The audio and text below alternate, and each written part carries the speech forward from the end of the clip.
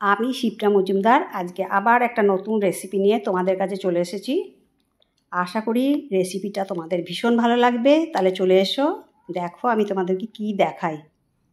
দেখো আমি এখানে 1 কাপ বিউলির ডাল নিয়ে নিয়েছি।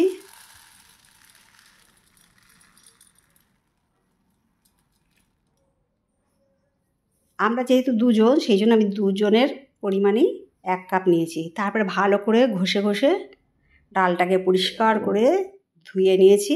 এবারে বেশ কিছুক্ষণ ভিজিয়ে রেখেছিলাম, 3-4 ঘন্টা। দেখো ডালটা কত সুন্দর ভিজে গেছে।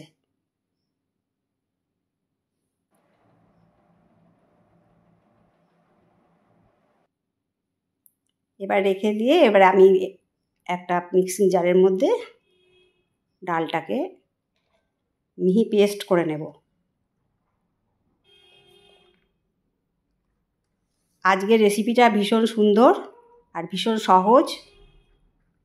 আমি আমার ইউটিউবেরই এক বোনের কাছে দেখেছিলাম, তখনই আমার ভীষণ ভালো লেগেছিল এই রেসিপিটা। তখন থেকেই মনে ইচ্ছা ছিল যে এই রেসিপিটা তোমাদের সাথে শেয়ার করব। দেখো ডালটা পুরোটা বাটা হয়ে গেছে। এর মধ্যে আমি বেশ কিছুটা জিরে দিয়ে দিলাম, গোলমরিচ দিলাম,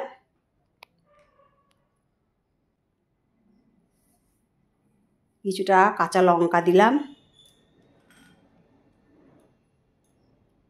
কিছুটা ধনে পাতা কেটে রেখেছিলাম সেটা দিলাম। আমি আমার মতন করে তৈরি করে নিচ্ছি। বিট লবণ দিলাম আন্দাজ মতো, 1/2 চামচের একটু বেশি। এবার এটাকে বেশ কিছুক্ষণ ধরে ফেটিয়ে নিতে হবে একই দিকে। অনেকক্ষণ ধরে ফেটিয়ে নিতে হবে, যতক্ষণ না ডাল বাটাটা ফুলে উঠছে, ফ্লাপি ভাব হয়ে যাবে, সেই পর্যন্ত আমাকে পুরোটাই ফেটিয়ে নিতে হবে। একটুও কিন্তু থামলে চলবে না। এবার দেখো একটা বাটির মধ্যে জল নিয়েছি। দেখো দুটো বড়ার আকারে আমি ডাল বাটাটাকে একটু দিলাম। দেখো কি সুন্দর ফুলে উঠলো, ওপর দিকে ভেসে উঠেছে। যখন ভেসে উঠবে তখনই তোমরা বুঝবে যে ডাল ফেটানোটা কমপ্লিট হয়ে গেছে। আর যতবার তোমরা এই বড়াগুলো ভাজবে ততবার ফেটিয়ে নেবে।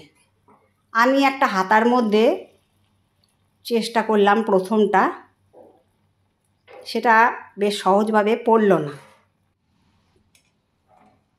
তাই আমি একটা এইভাবে ভেজে দেখালাম তোমাদেরকে। পরে অন্য একটা উপায় তোমাদেরকে দেখাবো।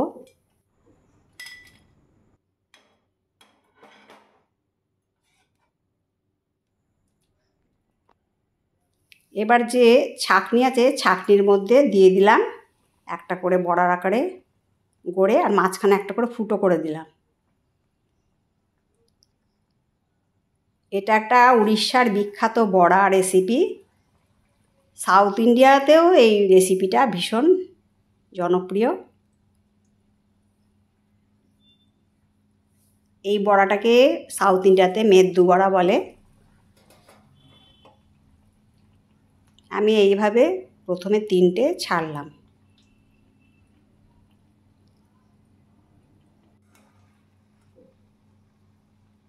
মাঝখানগুলো গর্ত করে দিয়েছি। দেখো এই সময় কিন্তু আঁচটা একদম বাড়িয়ে দেবে না, মাঝারি আছে ভাজা হবে বড়াগুলো।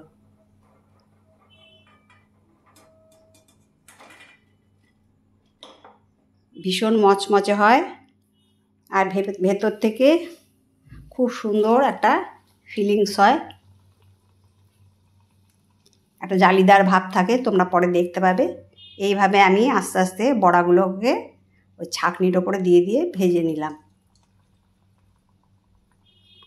এটাতেই আমার বেশি সুবিধা মনে হলো,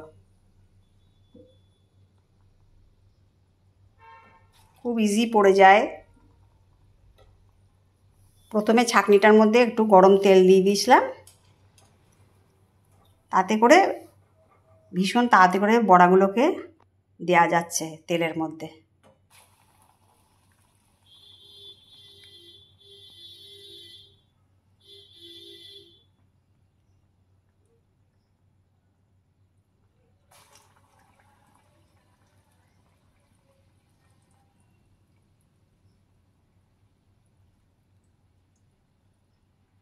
এইভাবে আস্তে আস্তে সমস্ত বড়াগুলোকে আমি ধীরে ধীরে ভেজে নেব। ভীষণ সুন্দর একটা টেস্টি বড়া। তোমাদের কাছে আমি রিকোয়েস্ট করব এইভাবে তোমরা তৈরি করে নিও। দেখো সমস্ত বড়াগুলো আমার প্রায় ভাজা হয়েই এসছে। এইভাবে ধীরে ধীরে আমি প্লেটের মধ্যে সমস্ত বড়াগুলো তুলে নিলাম। যদি আমার রেসিপিটা ভালো লাগে তা লাইক, শেয়ার, কমেন্ট আর সাবস্ক্রাইব করে আমার চ্যানেলের পাশে থাকার জন্য অনুরোধ করলাম। আমার কাছের দূরে যত বন্ধু আছো তোমরা আমার প্রাণ ভরা ভালোবাসা নিও।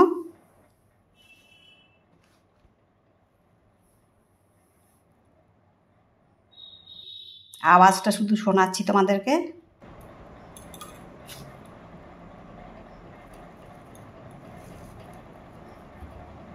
ভেতরে একটা জালিদার ভাব আর উপর থেকে ভীষণ মচমচে একটা সুন্দর ব্যবস্থা আছে, সুন্দর খেতে লাগে।